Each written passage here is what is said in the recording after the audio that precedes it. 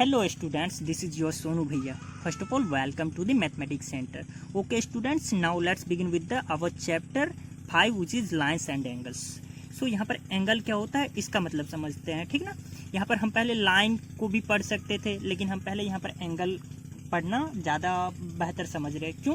क्योंकि यदि हम लाइन के बारे में पढ़ेंगे तो वहाँ पर एंगल का यूज करेंगे, ठीक ना। हालांकि पढ़ सकते हैं पहले लाइन के बारे में भी, लेकिन हम सबसे पहले एंगल पर कंसीडर करते हैं। एंगल क्या होता है, जैसा कि देख सकते हैं, it is measure of rotation of a line with respect to initial position, ठीक ना। इसे समझते हैं, इसका मतलब क्या हुआ। एक लाइन हमारे पास दिया हुआ है, पहला ये लाइन का इनिशियल पोजीशन हो गया, ठीक ना। और ये लाइन कुछ देर के बाद क्या हुआ कि ये यहाँ पर आ गया, OB पर आ गया, सेम लाइन यहाँ पर आ गया, ठीक ना। अब ये इनिशियल पोजीशन और ये रहा फाइनल पोजीशन। इनिशियल पोजीशन और फाइनल पोजीशन के बीच ये जितना रोटेट हुआ है ना, इस रोटेशन के मेजर को ही हम क्या बोलते हैं, एंगल बोलते हैं। इसे प्राय किस चीज़ से डिनोट करते हैं, थीटा से डिनोट करते हैं, ठीक ना। इसे कुछ इस तरीके से लिखा जाता है, एंगल हमारा कौन सा है, AOB, ठीक ना। इसे कुछ इस तरीके से लिखते हैं, एंगल AOB ऐसे डिनोट किया जाता है। और ये इसका मेजर कितना यहाँ पर हम लिए, थीटा है, तो यहाँ पर थीटा इसके इक्वल लिख देंगे, ठीक ना। अब उसके बाद देखते हैं एंगल का टाइप। इससे पहले आप पढ़ चुके हैं क्लास 6 में जो एंगल का टाइप, ये नॉर्मल आप काफ़ी अच्छे से जानते हैं स्टूडेंट्स कि ये जीरो एंगल क्या होता है, ऐसा एंगल जो जीरो के बराबर होता है। एक्यूट एंगल क्या होता है, जो 90 डिग्री से कम होता था। ऑब्ट्यूस क्या होता है, जो 90 डिग्री से अधिक होता था। राइट एंगल क्या होता था, जो 90 डिग्री होता था। स्ट्रेट एंगल क्या होता था, जो 180 डिग्री होता था। रिफ्लेक्स क्या होता था, 180 डिग्री से अधिक। कंप्लीट एंगल क्या होता था, 360 डिग्री होता था, ठीक ना। अब इसे समझते हैं, एक बार आपको रिकॉल करवा देते हैं, ठीक ना। स्टूडेंट मान लीजिए ये हमारा कोई एक लाइन है, ठीक ना। ये इसका इनिशियल पोजीशन है, ठीक ना। यहाँ पर ये इसका इनिशियल पोजीशन क्या है, O, और यहाँ पर A इसको मान लेता है, ठीक ना। ये इसका इनिशियल पोजीशन हो गया। अब स्टूडेंट कुछ समय के बाद क्या हुआ, ये देखिए, कुछ समय नहीं, ये इनिशियल पोजीशन यहाँ पर है और ये कुछ नहीं घूम रहा है, ठीक ना। कुछ नहीं घूम रहा है और यहीं पर है, यानी कि एंगल, इसके बीच का जो एंगल बनेगा यहाँ पर जो रोटेट होगा, कितना रोटेट हुआ है, 0 डिग्री रोटेट हुआ है, कुछ भी रोटेट नहीं हुआ। तो इसको क्या बोलते हैं हम, ये खुद के साथ कितना डिग्री का एंगल बना रहा है, 0 डिग्री का, तो इसको 0 एंगल बोलेंगे, ठीक है स्टूडेंट। अब देखते हैं ये वाला लाइन OA का पोजीशन कहाँ पर आ गया, घूमते घूमते मानकर चलिए यहाँ पर B पर आ गया, ये OB आ गया। अब इसके बीच का जो ये रोटेशन है, इसका मेजर कितना हो जाएगा हमारे पास, ये 90 डिग्री हो जाएगा, ठीक ना। देख सकते हैं L के कोण को 90 डिग्री बोलते थे हम, इसे क्या बोलेंगे हम, राइट एंगल बोलेंगे, ठीक ना, जो 90 डिग्री होता था हमारा। उसके बाद देखते हैं ये घूमते घूमते फिर से ये इधर आ गया हमारा, ठीक ना, ये यहाँ पर आ गया। तो ये वाला चीज यहाँ पर L का कोण बन रहा है 90 डिग्री, इधर भी L का कोण बन रहा है हमारा, तो ये भी 90 डिग्री आ जाएगा, ठीक ना। तो यानी कि A और ये C, A से घूमता घूमता ये कहाँ पर आ गया, C पर आ गया। यही लाइन यहाँ से घूमते हुए यहाँ C पर आ गया। तो इसका पूरा कितना एंगल बन रहा है, ये 90 डिग्री और इधर भी 90 डिग्री, यानी कि 180 डिग्री। 180 डिग्री यहाँ पर स्टूडेंट्स आप समझ भी सकते हैं कि एक स्ट्रेट लाइन है ये हमारा। स्ट्रेट लाइन पर जो एंगल बन रहा है, इस वजह से इसको स्ट्रेट एंगल बोलते हैं। और ये 90 डिग्री प्लस इधर 90 डिग्री, इस वजह से ये 180 डिग्री हो जाता है हमारा, ठीक ना। और क्या हम समझ गए, जो एक स्ट्रेट लाइन पर बना एंगल कितने डिग्री का होता है, 180 डिग्री का होता है। अब स्टूडेंट समझते हैं एक्यूट एंगल क्या होता है। एक्यूट एंगल ऐसा एंगल जो 90 डिग्री से कम हो, यानी कि इससे कम। स्टूडेंट यहाँ से और इसके बीच में कहीं पर भी अगर लाइन ड्रॉ किया जाए एक, तो उसके बीच का जो एंगल निकालेंगे ये OA के रिस्पेक्ट में, तो वो हमारा क्या हो जाएगा, एक्यूट एंगल हो जाएगा। ऑब्ट्यूस एंगल की बात करें तो यदि ये OB और OC के बीच में कहीं पर भी एक लाइन ड्रॉ किया जाए और उसका एंगल हम मापेंगे यदि OA के रिस्पेक्ट में, तो वो हमारा ऑब्ट्यूस एंगल हो जाएगा। उसके बाद देखते हैं रिफ्लेक्स एंगल। अब देखिए दोस्तों, यहाँ से यदि हम मापेंगे, ठीक ना, कोई भी लाइन यदि ये इसके बीच में ड्रॉ कर दिया जाए, ठीक ना, OA और OC के बीच में इधर कहीं पर भी लाइन ड्रॉ कर दिया जाए, तो एंगल को यदि हम मापेंगे ये यहाँ से OA के रिस्पेक्ट में, मान लीजिए यहाँ पर एक लाइन हम यहाँ पर ड्रॉ कर दिए, कैसे, चलिए यहाँ पर ड्रॉ कर देते हैं, ठीक ना, इसको कुछ नाम दे देते हैं D, ठीक ना। और ये इसका एंगल मापेंगे कहाँ, ऐसे करके घूम करके ये यहाँ पर आ रहा है ना, तो इसके एंगल को जो मापेंगे तो ये इसको क्या बोलेंगे हम, रिफ्लेक्स एंगल बोलेंगे। ये 180 डिग्री तो यहीं पर हो गया, 180 डिग्री से ये अधिक होता है और इसको हम रिफ्लेक्स एंगल बोलते हैं। कंप्लीट एंगल क्या होता है कि कोई, जैसे यहाँ पर ये इसका इनिशियल लाइन हो गया, इनिशियल पोजीशन, और ये घूमते घूमते घूमते घूमते कहाँ आ गया, फिर से यहीं पर आ गया, यानी कि एक बार ये कंप्लीट घूम गया, तो इस वजह से इसे कंप्लीट एंगल बोलते हैं। और 360 डिग्री ये कैसे होता है, देखिए इधर ये स्ट्रेट लाइन पर ऊपर में जो एंगल बना वो कितना 180 डिग्री होता है, और नीचे में भी जो एंगल बनेगा वो कितना 180 डिग्री, तो यानी कि 180 डिग्री प्लस 180 डिग्री यानी कि 360 डिग्री ये इसका मेजर होता है कंप्लीट एंगल का। ठीक, अब देखिए ये चीज आप प्रीवियस क्लास में पढ़ चुके हैं, बस मैं यहाँ पर रिकॉल करवा रहा था।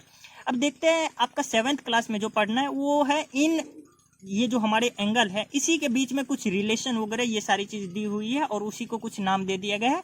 तो आइए पढ़ते हैं एक एक करके। हमारा सबसे पहला है कॉम्प्लीमेंट्री एंगल, ठीक ना दोस्तों। कोई भी दो एंगल कॉम्प्लीमेंट्री एंगल कहलाता है, ठीक ना, जब उसका जोड़ उसका सम 90 डिग्री हो। मान लेते हैं कोई एंगल हमारे पास ये रहा एक एंगल, ठीक ना, ये हमारे पास मान लेते हैं 30 डिग्री, ठीक, और दूसरा कोई एंगल ले लेते हैं, ये है हमारा कितना, ये 60 डिग्री। अब इन दोनों एंगल को जोड़ दीजिए तो दोस्तों कितना हो जाता है, ये 30 degree plus 60 degree is equal to 90 degree. तो कोई भी दो एंगल जिनका जोड़ 90 डिग्री होता है तो उन दोनों को क्या बोलते हैं, कॉम्प्लीमेंट्री एंगल बोलते हैं एक दूसरे का, ठीक ना। मान लीजिए कोई एंगल ए है हमारे पास x डिग्री और एंगल बी है y, ठीक ना, तो इन दोनों को जोड़ेंगे x और y, यदि 90 डिग्री के इक्वल होगा तो वो क्या हो जाएगा हमारे पास, कॉम्प्लीमेंट्री एंगल हो जाएगा ए और बी, ये दोनों एंगल यहाँ पर, ठीक ना। आपका क्वेश्चन कैसे आता है कि बोल देता है ए और बी, ये आपका क्या है, A and B, angle A and angle B are complementary, यानी कि इसका योग कितना हो जाएगा हमारे पास, ये तो 180 डिग्री होगा, ठीक ना, सॉरी माफ कीजिएगा 90 डिग्री। एंगल ए और एंगल बी को यदि हम जोड़ेंगे तो वो कितना होगा 90 डिग्री। ये तो पता चल गया, ये चीज दिया हुआ था। और इसमें और क्या दिया हो रहता है, गिवन इन्फॉर्मेशन, एंगल ए का वैल्यू दे देगा आपके पास जो ये 45 है, ठीक ना, तो एंगल बी का वैल्यू आपसे पूछेगा angle B equal to what, ठीक ना।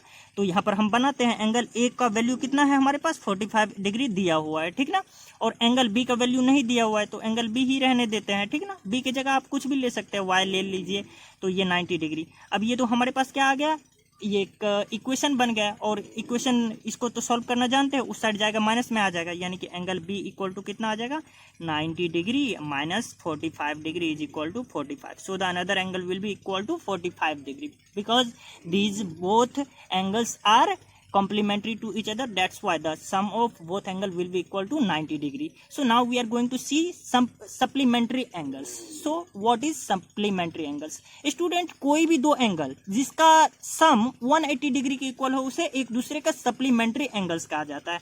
जैसे यहाँ पर मान लेते हैं एक हमारे पास एंगल दिया हुआ है, एंगल ए हमारे पास दिया हुआ है 100 डिग्री और एंगल बी दिया हुआ है हमारे पास कितना 180 डिग्री, ठीक है ना। अब इसको जोड़ करके देखिए, जोड़िएगा तो कितना आ जाएगा, angle A plus angle B, ये कितना आ जाएगा 100 प्लस 80 इज इक्वल टू 180, यानी कि एंगल ए और एंगल बी का सम 180 डिग्री, यानी कि एंगल ए और angle B are supplementary to each other, ठीक ना।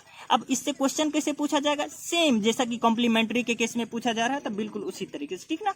बोल देगा एंगल ए और एंगल बी हमारे पास कोई भी दो एंगल, ठीक ना, एक्स और वाई दो एंगल है हमारे पास, इस ये सप्लीमेंट्री है, ठीक ना, तो मतलब इसका सम कितना होगा 180 डिग्री, जिसमें से एक दे देगा आपके पास जो एक्स का वैल्यू हमारे पास दिया हुआ है, मान लीजिए 75 डिग्री, तो दूसरा एंगल कितना होगा, दूसरा एंगल वाही ये हमारा है, तो इसको सॉल्व करते हैं, ये रहा 180 डिग्री। जब इसको सॉल्व कीजिएगा तो यहाँ पर सॉल्व कर लेते हैं, ठीक ना, y इक्वल टू हमारे पास क्या आ जाएगा 180 डिग्री माइनस 75 डिग्री, 180 माइनस 75, ठीक ना। तो ये कितना आ जाएगा हमारे पास सॉल्व होकर के, सिंपल सी बात है, ये कितना आ जाएगा 10, ये देख सकते हैं यहाँ पर कितना हो जाएगा 25, इसमें जोड़ दीजिए तो ये कितना हो जाएगा 105, ठीक है ना। 105 को यदि आप इसमें जोड़ते हैं तो इसके तो हमारा दूसरा एंगल कितना आ गया 105 डिग्री, ठीक है ना, यानी कि 105 डिग्री। अब देखते हैं एडजेसेंट एंगल को समझते हैं स्टूडेंट्स। एडजेसेंट एंगल क्या होता है, कोई भी एंगल, ठीक ना, दो एंगल एडजेसेंट होगा कब, जब उसका वर्टेक्स कॉमन, ये तीनों कंडीशन को सेटिस्फाई करे, ठीक ना। सबसे पहले ये वर्टेक्स उसका कॉमन होना चाहिए, कॉमन वर्टेक्स, कॉमन आर्म्स होनी चाहिए, और उसके बाद non common arms on either side, ठीक है ना, दोनों साइड होना चाहिए। इसका मतलब समझते हैं एग्जांपल के थ्रू। सबसे पहले तो आप ये समझ लीजिए आर्म क्या होता है। दोस्तों हम यहाँ पर क्या देखे थे, जो कोई भी एंगल, ये इसका ये इनिशियल पोजीशन और ये इसका फाइनल पोजीशन देखे थे ना। तो इसी को हम इसका आर्म बोलते हैं। ये जो एंगल बन रहा है हमारा, तो ये इसका क्या होता है, आर्म्स होता है, ठीक ना, और ये इसका मेजर होता है, ठीक ना। तो आर्म्स समझ गए होंगे आप। और ये जो आर्म्स बन रहा है हमारा, ये आर्म्स दोनों जहां पर मिलता है उसको वर्टेक्स बोलते हैं उस एंगल का, ठीक ना। तो आप समझ गए काफी आसानी से जो वर्टेक्स क्या होता है और आर्म्स क्या होता है। तो कहने का मतलब क्या हो गया, जो सबसे पहले हम कंसीडर करते हैं दो एंगल, कौन सा, एक एंगल ए ओ बी, यानी कि ए ओ बी, इस पर कंसीडर कर रहे हैं, ए ओ और ये रहा हमारा बी, ठीक ना। मान लेते हैं ये कितना डिग्री है हमारे पास, ये है आपका एंगल 1 ले लेते हैं, डिग्री से क्या लेने देना, एंगल 1 इसको मान लेते हैं, ठीक ना। और दूसरा एंगल ले रहे हैं एंगल बी ओ सी, यानी कि एंगल बी ओ और ये रहा सी, ये कितना, इसको एंगल 2 नाम दे देते हैं हम, ठीक ना। अब क्या यहाँ पर देख रहे हैं हम कि ये दोनों एंगल, ये रहा यहाँ पर इसका कॉमन वर्ड, इस एंगल का वर्टेक्स कहाँ पर है, ओ पर है, और इस एंगल ए ओ बी का वर्टेक्स कहाँ है, यहाँ पर, और इसका भी वर्टेक्स कहाँ है, ये। तो कॉमन वर्टेक्स हमारा मिल गया, ठीक है, ये पहला कंडीशन सेटिस्फाई हो गया। दूसरा क्या है, कॉमन आर्म होनी चाहिए। अब इसमें देखिए इसका एक आर्म ये रहा, ठीक ना, ए ओ बी का एक आर्म ये ओ बी हो गया, और दूसरा में बी ओ सी में ये भी एक आर्म कॉमन आ गया। तो एक कॉमन आर्म हमारे पास क्या आ गया, ओ बी आ गया, ठीक ना। अब हमारा जो है समझने वाला चीज, ये काफी इंपॉर्टेंट चीज है, वो है non common arms on either side, ठीक ना। यानी कि ये जो हमारे पास कॉमन आर्म आया है, ये तो कॉमन आर्म आ गया है, और नॉन कॉमन आर्म क्या होगा, एक तो ये एक तो ये, ठीक ना, क्योंकि ये कॉमन नहीं है हमारा। तो ये दोनों साइड होना चाहिए किसके, इसके, ये जो हमारा कॉमन आर्म आया है इसके दोनों साइड होना चाहिए। देखिए एक इस साइड है और एक इस साइड है, तो ये हमारा क्या हो जाएगा, तीनों कंडीशन सेटिस्फाई कर रहा है, तो इसका मतलब ये एडजेसेंट एंगल हो गया, ठीक। अब देखते हैं एक और एग्जांपल, जो यहाँ पर देखिए एंगल ए ओ सी ले रहे हैं हम, ए ओ सी, यानी कि यहाँ से यहाँ तक का ये मेजर, ठीक ना, इसको हम एंगल 1 नाम दे देते हैं, ठीक ना। और दूसरा क्या ले रहे हैं, ए ओ बी, यानी कि यहाँ से यहाँ तक, ठीक ना, ये इसको एंगल 2 नाम दे देते हैं, ठीक ना। काफी आसानी से आप समझ जाइएगा। यहाँ पर क्या है, सबसे पहले देखते हैं कॉमन वर्टेक्स मिल रहा है या नहीं। देखिए पहला एंगल है हमारा क्या, ये यहाँ से यहाँ तक, इसका वर्टेक्स ये रहा, और दूसरा एंगल है ये रहा, तो इसका भी वर्टेक्स यहीं पर, तो कॉमन वर्टेक्स मिल गया, पहला कंडीशन सेटिस्फाई। नेक्स्ट कंडीशन क्या है हमारा, कॉमन आर्म्स, ठीक है। इसका देखिए एक आर्म्स हमारा क्या है, ये रहा ओ ए, और इस एंगल का आर्म्स एक हमारा क्या है, ओ ए है, तो ये हमारा कॉमन आर्म्स भी मिल गया। कॉमन आर्म्स क्या आ गया, ये ओ ए हमारा कॉमन आर्म्स आ गया, ठीक ना। अब देखिए यहाँ पर हमको क्या देखना है, नॉन कॉमन आर्म्स क्या होना चाहिए, दोनों साइड होना चाहिए। ये तो कॉमन आर्म्स हो गया, नॉन कॉमन आर्म्स कौन सा हो जाएगा, ओ बी और ओ सी। क्या ये इसके दोनों साइड है, नहीं, ये इसके सिर्फ इस साइड है दोनों, और इस साइड नहीं है, दोनों साइड नहीं है। इसका मतलब क्या हो गया, जो ये दोनों एंगल हमारा एडजेसेंट एंगल नहीं है, ठीक। उम्मीद करता हूँ काफी आसानी से आप समझ गए होंगे जो एडजेसेंट एंगल क्या होता है। अब क्या है, लीनियर पेयर, लीनियर पेयर को समझते हैं। मान लीजिए कोई एक स्ट्रेट लाइन हमारे पास दिया हुआ है, ठीक ना, स्ट्रेट लाइन दिया हुआ है, और कोई दूसरा लाइन उसको क्या कर रहा है, यहाँ पर ये कह सकते हैं यहाँ से पास हो रहा है, ठीक ना। ये एंगल हमारे पास यदि मान लीजिए एक्स है, ठीक, और ये वाला एंगल, ये स्ट्रेट लाइन है हमारा, और कोई लाइन इस तरीके से जा रहा है जो ये इसका एंगल एक्स बना रहा है, और इधर मान लेते हैं ये एंगल y बना रहा है हमारा, ठीक ना। तो आपको तो पता है कि स्ट्रेट लाइन पर जो हमारा एंगल बनता है वो टोटल कितना डिग्री होता है, 180 डिग्री, यानी कि x प्लस वाई, ये जो दोनों एंगल को जोड़ देंगे तो वो कितना हो जाएगा, 180 डिग्री। इसी को आप बोलते हैं लीनियर पेयर, ठीक ना, कि ये हमारा कितना हो जाता है, इन दोनों का सम 180 डिग्री। जरूरी नहीं है कि ये स्ट्रेट लाइन हमारा ऐसा ही हो, स्ट्रेट लाइन हमारा कुछ इस तरीके से भी हो सकता है, ठीक ना। और इस पर से मान लीजिए ये हमारा एक लाइन पास कर रहा है, तो ये हमारा क्या हो जाएगा, यहाँ पर देख सकते हैं, सिंपल सी बात है, ये यदि हमारे पास 30 डिग्री हो तो ये दूसरा हमारा कितना हो जाएगा, क्योंकि ये वाला एंगल और ये वाला एंगल दोनों को जोड़ कितना होगा, 180 डिग्री, तो इसको घटा देंगे इसमें से, तो ये कितना हो जाएगा, 150 डिग्री, ये वाला एंगल 150 डिग्री, तब ना दोनों को जोड़ेंगे तो इस स्ट्रेट लाइन पर का जो ये एंगल है दोनों का सम 180 डिग्री हो जाएगा, ठीक ना। तो ये हमारा लीनियर पेयर हो गया। स्टूडेंट्स हमारा 5वां जो है वो है वर्टिकली अपोजिट एंगल। अब ये क्या होता है कि कोई भी दो लाइन आप यदि कुछ इस तरीके से खींचते हैं कि वो एक दूसरे को इंटरसेक्ट करते हैं, ठीक ना, ये रहा हमारा पहला लाइन, ये दूसरा, ये एक दूसरे को इंटरसेक्ट कर रहा है यहाँ पर, ठीक ना। तब यहाँ पर ये तो हमारा क्या कहलाता है, पॉइंट ऑफ इंटरसेक्शन कहलाता है, ठीक ना। और ये जो हमारा अपोजिट साइड वाला एंगल रहेगा ना, ठीक ना, जैसे कि ये वाला हमारा ये एंगल और ये आमने सामने का जो एंगल है, इसी को हम क्या बोलते हैं, वर्टिकली अपोजिट एंगल बोलते हैं। वर्टिकली अपोजिट एंगल, आमने सामने की ये एंगल, ये वाला एंगल ये इसका वर्टिकली अपोजिट होगा, और ये वाला एंगल ये जितना है वो इसका वर्टिकली अपोजिट एंगल होगा, ठीक ना। ये वाला एंगल इसका वर्टिकली अपोजिट, ये वाला एंगल इसका वर्टिकली अपोजिट, ठीक ना। और वर्टिकली अपोजिट एंगल क्या होता है, सेम होता है। जितना ये एंगल बनेगा उतना ही इसका भी मेजर होगा, जितना इसका मेजर उतना इसका मेजर होगा। अब आपसे क्वेश्चन क्या रहेगा, जो यदि ये एंगल आपका 30 डिग्री है तो ये एंगल आपका कितना होगा, वाट, ठीक ना। तो ये भी हमारा 30 डिग्री होगा, क्यों, क्योंकि वर्टिकली अपोजिट एंगल ये हमारा इक्वल होता है, ठीक ना, ये सेम होता है। नेक्स्ट देखते हैं हमारा पेयर ऑफ लाइंस। ये क्या होता है, पेयर ऑफ लाइंस में हम कुछ देख रहे हैं।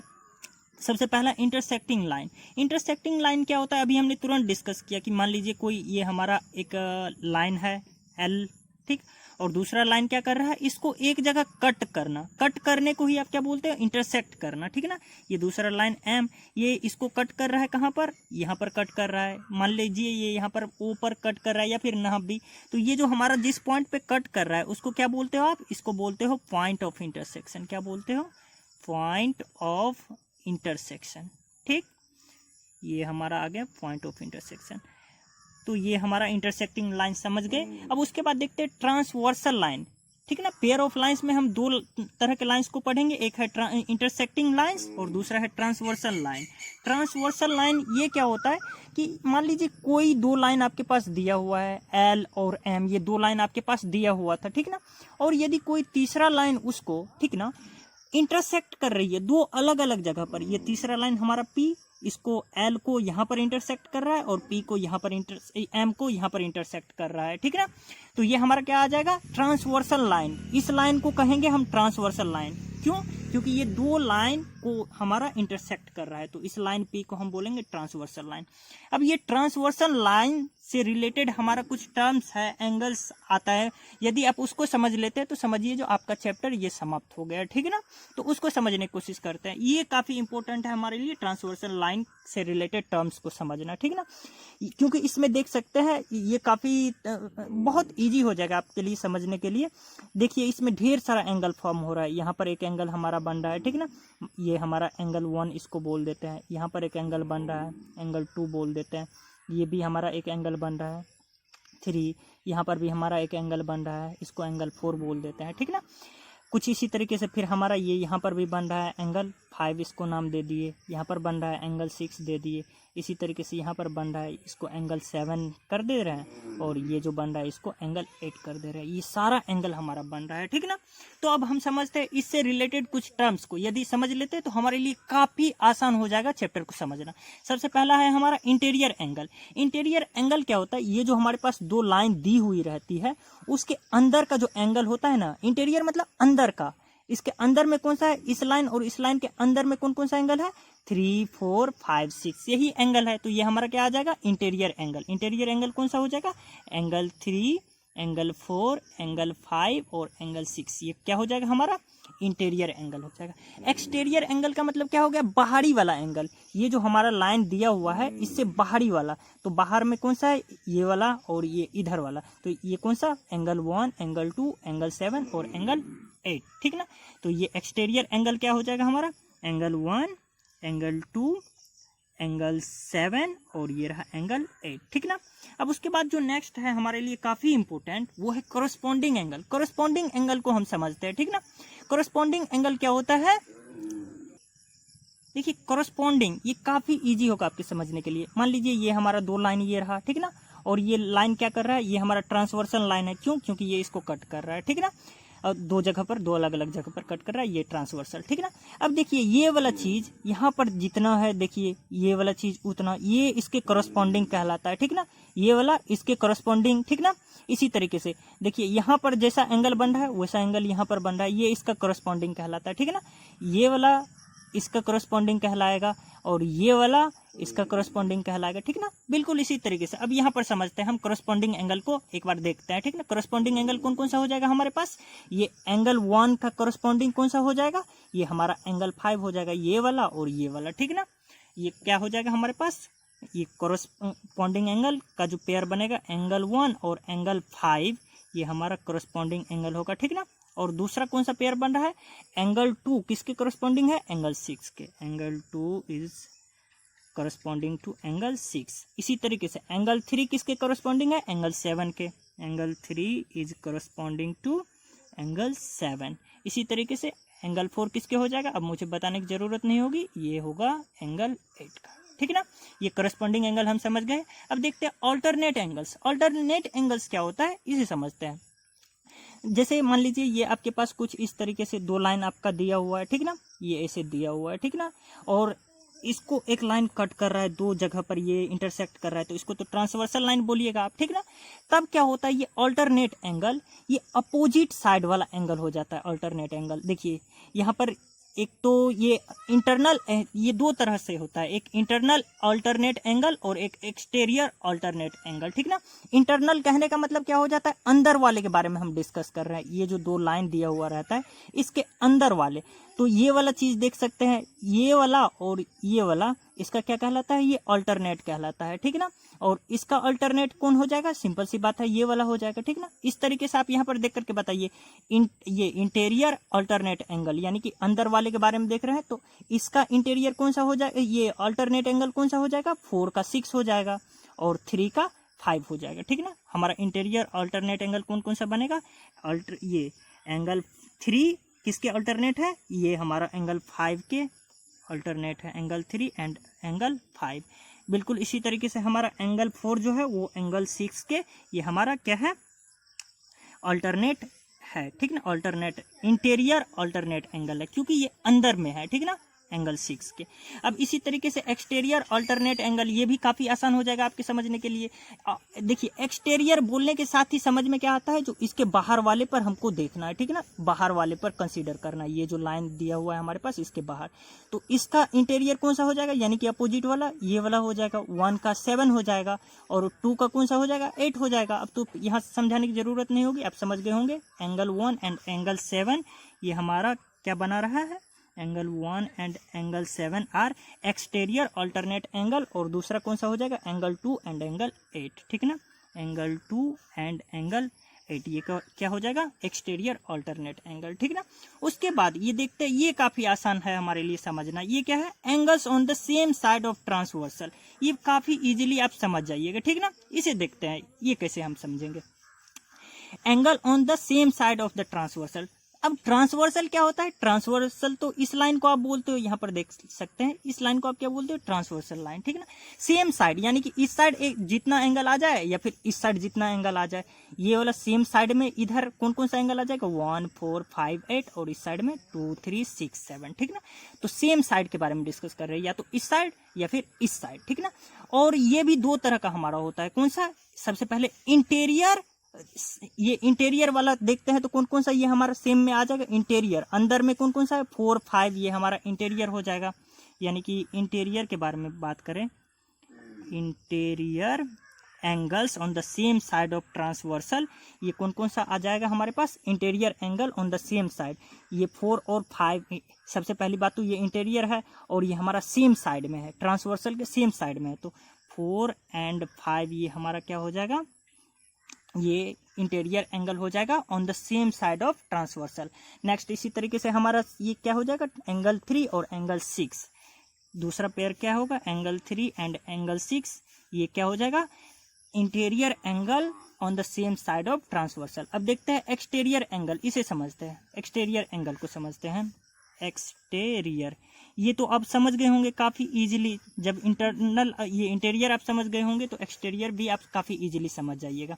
एक्सटीरियर क्या हो जाएगा, यानी कि ये जो हमारे पास दो लाइन दी हुई है इसके बाहर के बारे में हम लोग डिस्कस करेंगे। बाहर के बारे में मतलब ये एंगल 1 2 7 8 के बारे में। तो सेम साइड में कौन सा है, 1 और 8 है और 2 और 7 है, ठीक ना। तो हमारे पास कौन कौन सा पेयर आ जाएगा, 1 8 2 7, ठीक ना। तो यहाँ पर हम लिख दें कौन सा, 1 और एंगल 8, ठीक है। और इसी तरीके से यहाँ पर दूसरा क्या आ जाएगा, 2 और कौन सा था, 2 और 7, ठीक है ना। ये रहा हमारा 2 एंड एंगल 7, ठीक। ये हो गया हमारा angles on the same side of transversal, ठीक ना। इसको बोलते हैं क्या चीज, interior angle on the same side of transversal, और इसको बोलते हैं exterior angle on the same side of transversal. ठीक ना।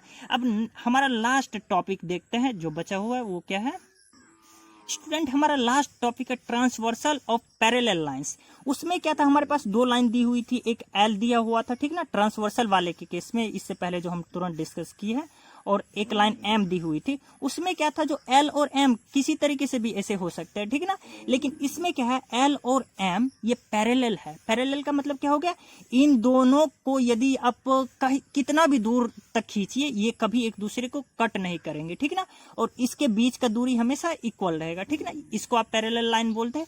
अब दो पैरेलल लाइन को यदि एक लाइन कोई दो जगह पर ये कट कर रहा है, इंटरसेक्ट कर रहा है, ये वाला, ये तो ट्रांसवर्सल हो जाएगा इसका, तो इसको आप पीस बोल दीजिए, ये ट्रांसवर्सल हो जाएगा। अब इस केस में क्या होता है, जो ये हमारा कोरस्पॉन्डिंग एंगल क्या होता है, सेम होता है, ठीक है ना। कोरस्पॉन्डिंग एंगल हमारा कौन कौन सा था, याद कीजिए, ये वाला चीज जो है आपका कोरस्पॉन्डिंग एंगल, ये वाला एंगल ये इसके कोरस्पॉन्डिंग होता था, ये वाला एंगल जो है ये किसके कोरस्पॉन्डिंग होता था, इसके, ये वाला एंगल किसके कोरस्पॉन्डिंग होता था, ये वाला इसके कोरस्पॉन्डिंग होता था, ये वाला एंगल इसके कोरस्पॉन्डिंग, तो कोरस्पॉन्डिंग एंगल आर सेम, ठीक ना, यदि ये दोनों हमारा पैरेलल हो, एल और एम यदि पैरेलल हो तो।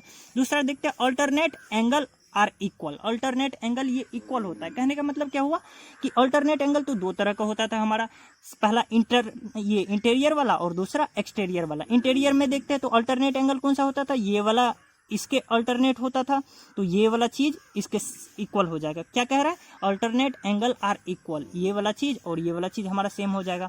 फिर से यहाँ पर ये वाला एंगल इसके अल्टरनेट होगा यहाँ पर, तो ये दोनों सेम हो जाएगा हमारा।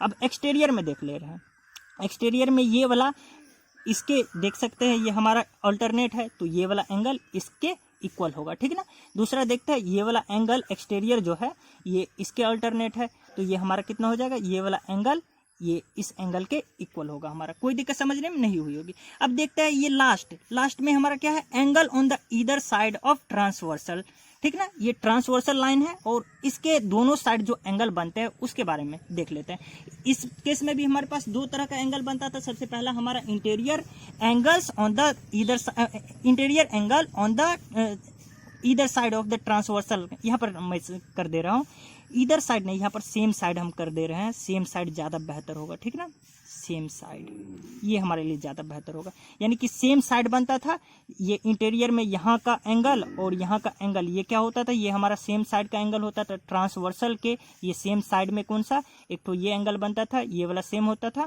ये वाला और ये वाला हमारा सेम होता था, ठीक ना। और एक्सटीरियर में क्या होता था, ये वाला एंगल हमारा सेम साइड में बन रहा है, ये वाला एंगल हमारा सेम साइड में बन रहा है।